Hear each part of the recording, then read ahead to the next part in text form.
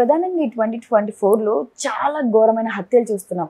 ఉరేసుకోవడం, suicide చేయడం, అందులో భాగంగా అమ్మాయి అబ్బాయిని చంపడం, అబ్బాయి అమ్మాయిని చంపడం, ఇలా చాలా చూస్తున్నాం. అట్లే ఒక హుబ్లీలో ఒక సంఘటన జరిగింది కదా సార్. ఇది అమ్మాయి ప్రేమించడాన్ని అబ్బాయి వచ్చి చంపేశాడు. సో ఎందుకు ఇలాగా ప్రధానంగా వాళ్ళు నో చెప్తే ఇలా అటాక్ చేయడం ఏంటి, ఇలా చంపేయడం ఏంటి, ఆ తల్లిదండ్రులు కడుపుకోత పెట్టడం ఏంటి, దాని గురించి మీ మాటల్లో? నిన్న హుబ్బల్లి అని కర్ణాటక, హుబ్లీ అంటారు దాన్ని, కన్నడలో హుబ్బల్లి అంటారు. హుబ్బల్లిలో బీవీబీ కాలేజ్ అనే ఒక కాలేజ్ ఉంది. అది ఇంజనీరింగ్ కాలేజీ. ఆ కాలేజీలో మన ఫుటేజ్ చూశాను నేను, సీసీటీవీ. ఆ కాలేజీలో మధ్యాహ్నం ఆ టైంలో పిల్లలంతా బయట అటు ఇటు తిరుగుతూనే ఉన్నారు. సడన్గా లాంగ్ షాట్లో ఉంది కెమెరా. సడన్గా ఒక అబ్బాయి ఒక అమ్మాయిని ఇలా నెట్టుకుంటూ వచ్చాడు. ఆ అమ్మాయి ఏదో మాట్లాడుతుంది. సడన్గా అతను కత్తితో పొడిచాడు. అమ్మాయి కింద పడిపోయింది. పొడుస్తూనే ఉన్నాడు. అందరూ దూరంగా ఉండి అలా షాక్ అయి చూస్తున్నారు. పొడిచేసి అబ్బాయి పారిపోయినాక వీళ్ళు అప్పుడు వెళ్ళి అమ్మాయిని తీసుకొని హాస్పిటల్కి వెళ్ళారు. బట్ చనిపోయింది. సో ఇది ఒక రకంగా షాక్కి గురి చేసింది కాలేజీలో అందరికీ. ఆ ప్రిన్సిపాల్ వాళ్ళందరూ కూడా షాక్కి గురయ్యారు. సో అసలు ఏం జరిగింది ఏమన్నప్పుడు, ఈ అమ్మాయి పేరు నేహా హీరేమత్. ఈ అమ్మాయి పేరు. వీళ్ళ నాన్న నిరంజన్ హీరేమత్ అని ఆయన అక్కడ కార్పొరేషన్కి కార్పొరేటర్గా ఉన్నాడు, మున్సిపల్ కార్పొరేషన్లో, కాంగ్రెస్ పార్టీ. సో ఇతని పేరు ఫయాజ్. ఇతని పేరు. ఇద్దరికి కూడా 23 ఏళ్ళే. ఈ అమ్మాయి ఎంసీఏ చదువుతుంది. బీసీఏ అయిపోయింది, ఎంసీఏ చదువుతుంది, ఫస్ట్ ఇయర్. ఈ అబ్బాయి ఎవరు అంటే గతంలో బీసీఏలో క్లాస్మేట్, ఈ అమ్మాయికి బ్యాచ్మేటు. దాని తర్వాత అతను డ్రాప్ అవుట్ అయిపోయాడు. అతన్ని పోలీసులు అరెస్ట్ చేశారు. అతనికి కూడా గాయాలైనాయి. కత్తితో పొడిచేటప్పుడు అతనికి కూడా ఇబ్బంది అయింది. సో అతనికి ట్రీట్మెంట్ ఇచ్చినాక పోలీసులు అతన్ని ఇంట్రాగేట్ చేసినప్పుడు అతను ఏం చెప్పాడంటే, నేను ఈ అమ్మాయిని లవ్ చేశాను, అమ్మాయి కూడా నన్ను లవ్ చేసినప్పుడు ఆ తర్వాత అమ్మాయి నన్ను దూరం పెట్టేసింది. అది నేను భరించలేకపోయాను. చాలాసార్లు అడిగాను. ఆ అమ్మాయి చాలా ఫర్మ్గా నన్ను పక్కన పెట్టేసింది. దాంతో నేను హర్ట్ అయ్యాను. నేనేం చేయాలో తెలియదు. ఆ అమ్మాయి లేకుండా నేను బతకలేను. అందుకని నేను చంపేశాను అనేది పోలీసులకు చెప్పాడు. వాళ్ళ ఇంట్లో వాళ్ళు మాట్లాడితే, వాళ్ళ ఇంట్లో వాళ్ళు ఈ విషయాల్లో మాకేవి తెలియదు, మా అమ్మాయిని మాకు ఎప్పుడు చెప్పలేదు అని చెప్పారు. కాలేజీలో కూడా ఈ విషయాలు మాకు తెలియవని కాలేజీ యాజమాన్యం కావచ్చు, ప్రిన్సిపాల్ వాళ్ళు చెప్తున్నారు. ఇది జరిగింది. అయితే దీంట్లో మనకేందంటే మీడియాలో వచ్చే ఇన్ఫర్మేషన్ సమగ్రంగా ఎప్పుడు ఉండదు. ఎందుకంటే ఇప్పుడు ఇవాళ ఉన్న మీడియా ఏ విషయాన్నైనా కూడా 360 degrees అంటారు. ఆ 360 degreeలో ప్రజెంట్ చేయదు న్యూస్ని. అంటే ఆ అబ్బాయి వాళ్ళ ఫ్యామిలీతో మాట్లాడడం, ఆ అబ్బాయి వాళ్ళ ఫ్రెండ్స్తో మాట్లాడడం, ఈ అమ్మాయి వాళ్ళ ఫ్రెండ్స్తో మాట్లాడడం, ఇవన్నీ టైం పడుతుంది. ఎవరు కూడా ఇప్పుడు అంత ఓపిక ఏ మీడియాకి కూడా లేదు. ఒకప్పుడు ప్రింట్ మీడియాలో ఇలాంటివి ఉండేది. ఇన్వెస్టిగేటివ్ జర్నలిజం అనేవాళ్ళు దాన్ని. ఇవాళ ఇన్వెస్టిగేటివ్ జర్నలిజం అనేది లేదు. కాబట్టి మనం దీంట్లో సమగ్ర సమాచారం లేదు ఈ కేసుకు సంబంధించి. నిజంగానే అమ్మాయి లవ్ చేసిందా, లేకపోతే వీడే వన్ వేనా, వీడు లవ్ చేస్తుంటే అమ్మాయి రిజెక్ట్ చేస్తుందా, దానివల్ల కూడా చంపేస్తాడా, లేదు ఈ అమ్మాయి కూడా లవ్ చేసి మధ్యలో ఇంకా నాకు ఇంట్రెస్ట్ లేదని వదిలేసిందా, వదిలేస్తే కూడా తట్టుకోలేకుండా చేశాడా, ఏదే తెలియదు. ఏదేమైనా లీగల్గా తీసుకున్నప్పుడు కారణం ఏదైనా హత్య వాడు ప్లాన్డ్గానే కత్తి తీసుకొని వచ్చాడంటే ప్లాన్డ్గానే చంపాలని వచ్చాడు, ఇంటెన్షన్తో వచ్చాడు. మోటివ్ కూడా ఉంది. ఏ రకమైన మోటివ్ అయినా కూడా చంపాలనే ఇదైతే ఉంది. కాబట్టి అతనికి ఖచ్చితంగా లీగల్గా అతను హంతకుడుగానే గుర్తించి శిక్ష పడుతుంది. ఎందుకంటే సీసీటీవీ ఉంది, చూస్తున్న ఐ విట్నెస్ ఉన్నారు. ఖచ్చితంగా అతనికి మరణశిక్ష కానీ లేదా లైఫ్ ఇంప్రిజన్మెంట్ కానీ పడుతుంది. అయితే అది లీగల్గా. అయితే మనం ఈ కేసుని, ఇలాంటి కేసులను అనేకం వస్తున్నాయి. దీన్ని సైకలాజికల్గా ఎలా అర్థం చేసుకోవాలి, సమాజపరంగా ఎలా అర్థం చేసుకోవాలి, దీని నుంచి ఎక్కువగా అమ్మాయిలు బలవుతున్నారు కాబట్టి అమ్మాయిలు ఎలాంటి ప్రికాషన్స్ తీసుకోవాలి, ఇలాంటి వాళ్ళ నుంచి ఎలా తాము రక్షించుకోవాలి, ఈ విషయాలు మాట్లాడుకోవడం ఉపయోగకరంగా ఉంటుంది. సో ఇక్కడ బేసిక్గా దీంట్లో అనేక కోణాలు ఉన్నాయి. మనం ఆల్రెడీ ఇట్లాంటివి అనేకం జరిగాయి కాబట్టి ఇది వరల్డ్ వైడ్గా, ఇది మన దేశంలో జరిగిన ఇదే కాదు, world wide. Germany for example, Australia, జర్మనీలో కూడా చాలా జరుగుతున్నాయని ఈ మధ్య నేను చదివాను రిపోర్టు. అంటే ఎక్కువగా అమ్మాయిలు రిజెక్ట్ చేస్తే తట్టుకోలేకుండా హత్యలు చేసే సంఘటనలు ఎక్కువ ఉన్నాయి. అమ్మాయిలేమో తమ అఫైర్కి అడ్డొస్తున్నాడని లవర్ను చంపేయడము, భర్తను చంపేయడం అనేది ఎక్కువ ఉంది. అంటే ఒక లవర్ ఉంటాడు, ఒక బాయ్ ఫ్రెండ్ ఉంటాడు, అమ్మాయి ఇంకొక బాయ్ ఫ్రెండ్ నచ్చుతాడు, ఈ బాయ్ ఫ్రెండ్ ఏమో అడ్డుగా ఉన్నాడు, సో వీడిని తొలగిస్తే హ్యాపీగా ఉండొచ్చు. లేదా హస్బెండ్ ఉన్నాడు, ఆమెకి వేరే అఫైర్ ఉంది, వీడిని లేపేస్తే మనం హ్యాపీగా ఉండొచ్చు. ఈ యాంగిల్లో అమ్మాయిలు అబ్బాయిల్ని చంపడం అనేది పెరిగింది నిజానికి. బట్ కంపారేటివ్లీ అంటే అబ్బాయిలు అమ్మాయిలను చంపేదానికి, అమ్మాయిలు అబ్బాయిని చంపేదానికి చూసినప్పుడు కంపారేటివ్లీ ఇప్పటికీ ప్రిడామినెంట్గా అబ్బాయిలే అమ్మాయిల్ని చంపిన కేసులే ఎక్కువ ఉంటున్నాయన్నమాట. సో మనం గూగుల్లో సెర్చ్ చేసినా కూడా ఈ డేటా అసలు రానే రాదు. అమ్మాయి ఫిమేల్ కిల్లర్స్, ఫిమేల్ మర్డర్స్ అని కొడితే విమెన్ మీద హింసకు సంబంధించిన వస్తాయి తప్ప డేటా. ఎందుకంటే ఇది ఇంకా ప్రాపర్గా అకౌంటబుల్ కావట్లేదు. ఈవెన్ ఎన్సిఆర్బి అని ఉంది మన ఇండియాలో, నేషనల్ క్రైమ్ రికార్డ్స్ బ్యూరో, అందులో కూడా డేటా తీసుకునేటప్పుడు ఈ క్రైటీరియా లేదు. అమ్మాయిలు చేస్తున్న హత్యలకు సపరేట్ ఎంట్రీ కానీ ఏమి లేదు వాళ్ళ దగ్గర. సో మేబీ కొంతకాలం తర్వాత వాళ్ళు కూడా ఆ పద్ధతిలో కూడా కలెక్ట్ చేయొచ్చు. సరే, ఏదేమైనా డేటా పక్కన పెడితే ఎందుకు అబ్బాయిలు ఇలా చేస్తున్నారు, ఎందుకు అమ్మాయిల్ని రిజెక్షన్ని కానీ లేకపోతే వాళ్ళని వదిలేసినా కానీ ఎందుకు తట్టుకోలేకపోతున్నారు అనేది సైకాలజికల్గా చూసినప్పుడు ఎక్కువ భాగం ఏంటంటే దీంట్లో 2-3 కోణాలు ఉన్నాయి. ఒకటి ఫేజ్ అండ్ లవ్ అంటారు. ఫేజ్ అండ్ లవ్ అంటే ఆ అమ్మాయితో వీడు అసోసియేట్ అయిపోతాడు. అమ్మాయి దీన్ని డిపెండింగ్ పర్సనాలిటీ అనమాట. అంటే వాడు డిపెండ్ అయిపోతాడు ఎమోషనల్గా. డిపెండ్ అయిపోయినప్పుడు ఆ అమ్మాయి కాదంటే ఇతను తట్టుకోలేడు. సో ఇతను పిచ్చివాడైపోవడము, లేకపోతే సూసైడ్ చేసుకోవడము, లేకపోతే ఆ అమ్మాయిని చంపేయడము చేస్తారనమాట. ఒక రకంగా ఇది మెంటల్ డిజార్డర్లకి వెళ్ళిపోతారు ఇలాంటి వాళ్ళు. సో అలాంటప్పుడు అమ్మాయిలు ఏం చేయాలంటే కొంత అబ్జర్వ్ చేయాలి, వీడు ఎట్లా ఉన్నాడు, ఏంటి బిహేవియర్ ఏంటి.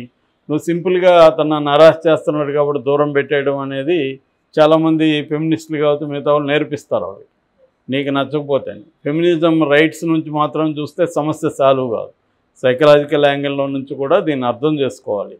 ఎందుకంటే ఎప్పుడైనా కూడా మగవాళ్ళని తిట్టడం వరకే పరిమితం అయితే లాభం లేదు కదా. స్త్రీలు దాని నుంచి ఎలా బయటపడాలనేది కూడా ఉండాలి. ప్రివెంటివ్ స్టెప్స్ ఏం తీసుకోవాలనేది తెలియాలన్నప్పుడు ఆ ప్రాబ్లమ్ని డయాగ్నైజ్ చేయడమే ప్రాబ్లమ్ని, అంటే ఆ ప్రాబ్లం గురించి సమగ్రంగా అర్థం చేసుకుంటే కానీ బయటపడలేదు.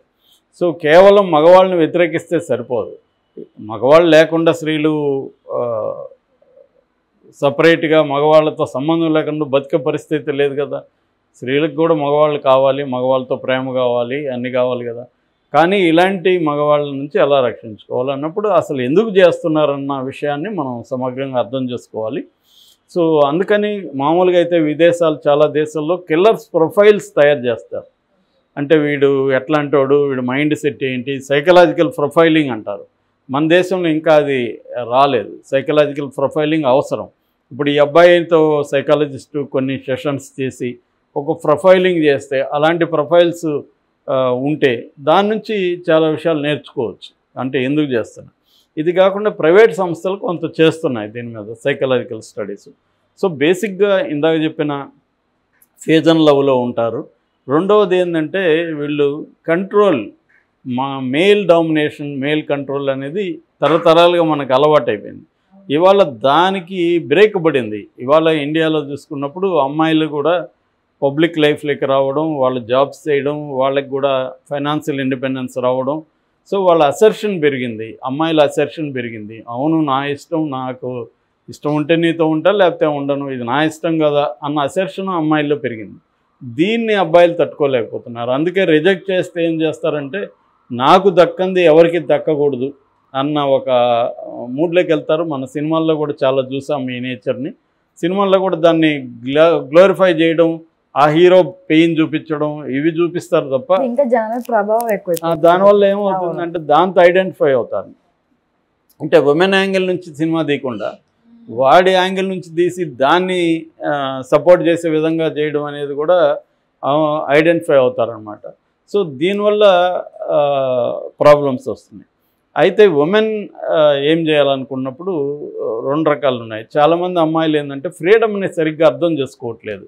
అంటే ఫ్రీడమ్ అంటే నా ఇష్టం వచ్చినట్టు ఉంటాను, నాకు 10 మంది అబ్బాయిలతో తిరగదాం అనిపిస్తే తిరుగుతాను, నువ్వు కూడా అడగడానికి అన్న మాట్లాడతారు తప్ప దీని ఎఫెక్ట్ ఎలా ఉంటుంది, సైడ్ ఎఫెక్ట్ ఎలా ఉంటుంది, దీనివల్ల కాన్సిక్వెన్సెస్ ఏంటి అంటే ఒక అఫేర్ కావచ్చు, రిలేషన్షిప్లోకి వెళ్ళినా కట్ చేసుకోవచ్చు, లేదా ఒకేసారి మల్టిపుల్ రిలేషన్షిప్స్ అనేవి కూడా బాగా పెరిగినాయి ఇవాళ అబ్బాయిల్లో ఎప్పటి నుంచో ఉంది, ఇవాళ అమ్మాయిల్లో కూడా పెరిగింది. ఓకే ఫైన్, దానివల్ల నేను మోరల్ జడ్జిమెంట్ ఇవ్వట్లేదు, కానీ దానివల్ల వచ్చే కాన్సిక్వెన్సెస్ని అమ్మాయిలు ఆలోచించట్లేదు. అంటే ఇప్పుడు నలుగురితో అఫేర్ పెట్టుకుంటాం, పోనీ నలుగురి దగ్గర ఓపెన్గా ఉంటామా, నాకు నువ్వే కాదు ఇంకొక ఇద్దరితో కూడా అఫేర్ ఉంది, నీకు ఓకే అయితే నాతో ఉండని ఎవరని చెప్తున్నారా, అది చెప్పట్లేదు. ఏం చెప్తున్నారు, నీతోనే ఉన్నాను నేను, నాకు ఇంక వేరే అఫేర్ లేదని చెప్తున్నారు. కానీ మనోడికి డౌట్ ఉంటుంది, ఇంత అందంగా ఉంది, ఇంత డెకరేట్ చేసుకుంటుంది, ఈ అమ్మాయి ఫోన్లలో మాట్లాడుతుంటుంది అని వాడికి డౌట్ ఉంటుంది. ఆ డౌట్తో అతను ఫాలో అవ్వడమో లేకపోతే ఫోన్ హ్యాక్ చేయడమో ఏదో ఒకటి. ఇవాళ అన్ని ఇంటర్నెట్లో అనేక టిప్స్ ఉన్నాయి, ఎట్లా మీ పార్ట్నర్ ఫోన్ని హ్యాక్ చేయాలి ఇవన్నీ. కాబట్టి ఇవాళ కనిపెట్టడం పెద్ద విషయం కాదు.